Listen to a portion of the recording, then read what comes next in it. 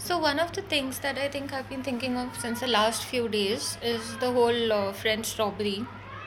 And I think just before I set the context of the French robbery and what I understand of it, let me also just describe what I have been, why I would like, what is my motivation of setting up this channel, the sensitivity with which I would like to comment on some of these things, as well as why I'm doing this. So I think since Diwali, which was maybe 10 days ago, around the 22nd of October, I have been it seems like my psychic abilities have just increased.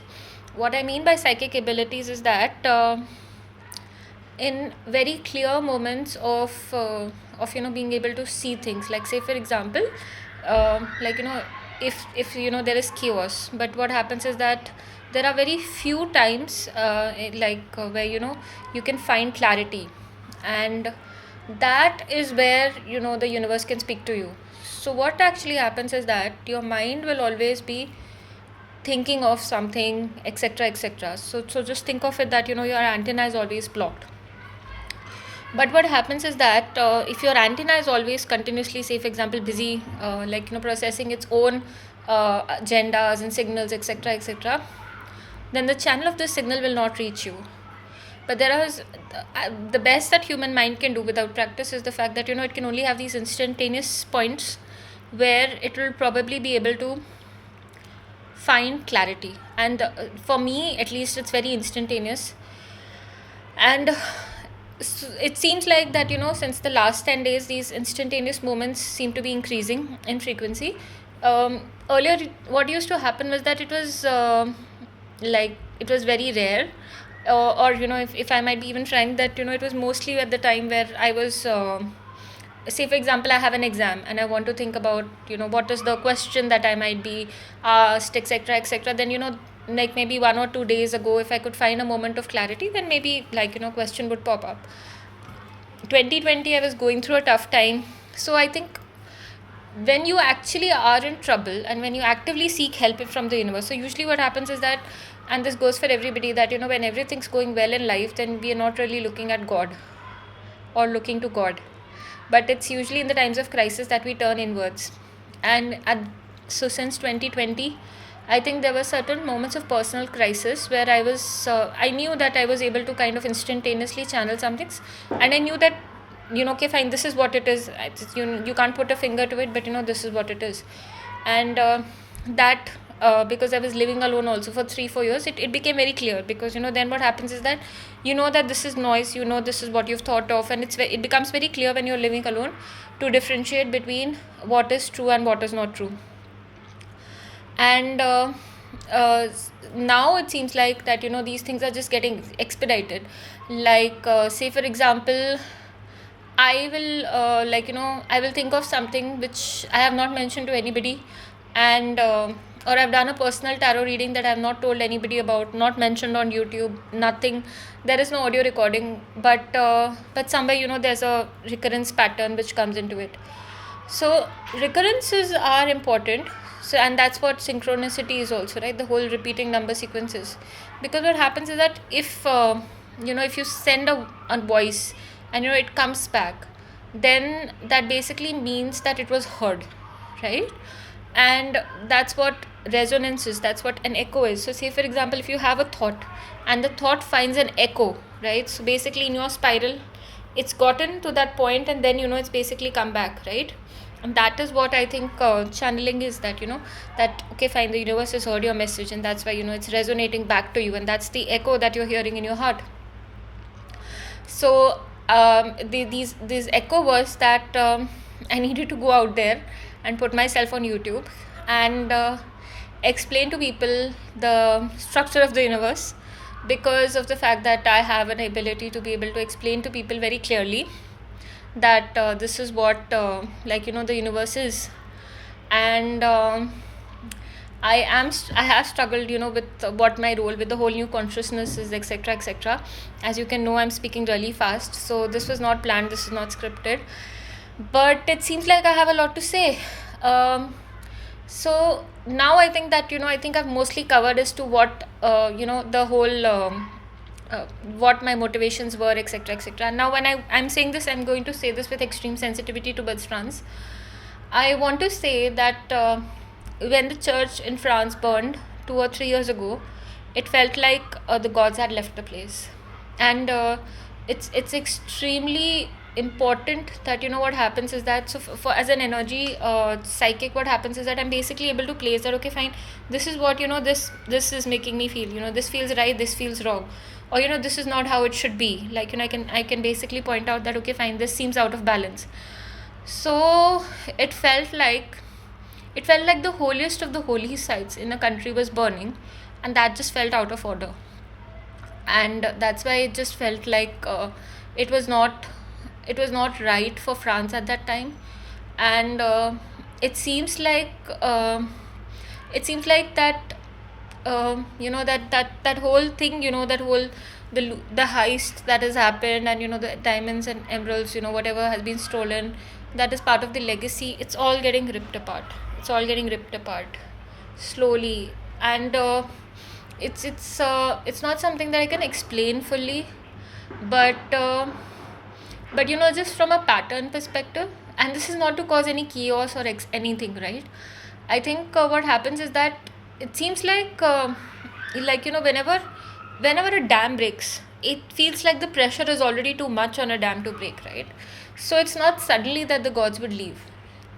It would basically mean that, that the overall, the whatever is the positive quota or the negative quota of that particular place, that the negative quota has increased.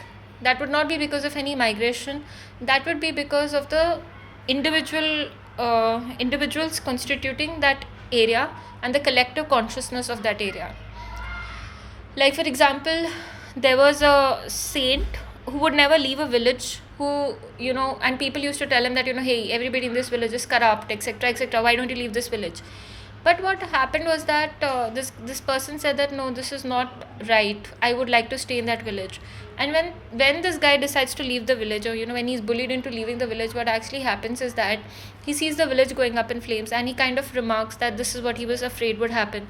But sometimes, it's just one person's good karma, because, the energy, the universe is operating on a positive and negative balance. Somewhere, the negative balance, it tilts a little bit on the upper side. And then what happens is that, and then, the dam breaks. Sometimes it's also possible that it's not the current generation, sometimes it's also the prior generation. Like, for example, there are metaphorical stories, and one of this metaphorical story is that there was a king who committed a crime, and, their descendants had to, do severe penance, or, say, for example, they had to ensure that, that the karma actually became equal or greater than, right? And that is what actually turned the tide. And this is what happens, that, I think in India what happens is that they basically say that sometimes, that misfortune follows the family. Say, for example, if somebody's done a bad deed, it's not like it goes away from the descendants. Somebody has to set it right. I might just share this another very spooky story. People might find it spooky, but just in case, anybody finds it of any relevance at all, there's one of my cousins, who whose father committed suicide, and, there's a lot of misfortune on the family, and he did a lot of meditation. And this is not an easy thing to say, but it seemed like that, some of his ancestors, there's some female who'd put a curse on an ancestor, like, that Charles Dickens story, Madame Defarge. And what happens is that, she puts a curse on the family. And, what happens is that, even though you think that, the curse is only out there, sometimes, like I've heard, the words are hanging over, like, the family, like, something like, okay, fine, these people will never find peace, because of the hurt and misery whatever they've caused us, etc., etc. And then what happens is that this person, my cousin, he actually apologized to that lady, and he basically asked her, in, to basically, like, forgive his family, etc. And he kind of tried to, and I think what happens is that it takes that acknowledgement that, hey, this was wrong, right? One of the things that I think Britain and France do really wrong is the fact that they've basically taken bodies of ancestors of people and tribes, and they've basically put them out as displays. Now what happens is that there is a point in time where you do not know that these are ancestors of people, etc., etc., and okay, fine, somebody committed something wrong. But at this point, when you have the consciousness and you choose not to act on it, and then what happens is that if you actually continue to hold on to it, then what happens is that it starts to bring down your house. Like, there's a village in India where what happened is that there was a minister who lusted after a girl, and the entire village left overnight because they did not think that this, I think it's called Paliwal village or somewhere. It's near the desert near Jaisalmer. And anybody who's visited India would probably have heard of this story that the village left overnight, and because they wanted to save the girl from the minister, and the king was distraught when he heard it. So my mother wanted to kind of bring back a stone or something from that place, and I told her, no, it's not possible that you bring back a stone or anything from that place. And this was echoed by one of our tour guides, the camel riders. He basically said that he said that just imagine the agony these people must have gone through, when they had to leave their houses overnight. And he said every stone in that place is cursed, and it's something like that. So what happens is that once you start to kind of hold on to these things which are not yours, which have some memory or some relevance to somebody else, then what happens is that you're basically invoking the wrath of gods. And I think I hope that that I don't this does not come to pass, and people find sense, etc., etc. But yeah, this was just an energy reading update. The views in this channel are entirely mine. They do not endorse anybody else, and they are meant to be taken only for entertainment purposes. Just as something like as a give and take of ifs and buts and possibilities which could be out there, right? So I'm not speaking on this as an authority. It is more about the fact that okay, fine, if this was happening, then what else could happen, or what else could this mean, based on some very theoretical concepts, as much as I understand, and my understanding could be limited, and I'm very cognizant of that. Thank you.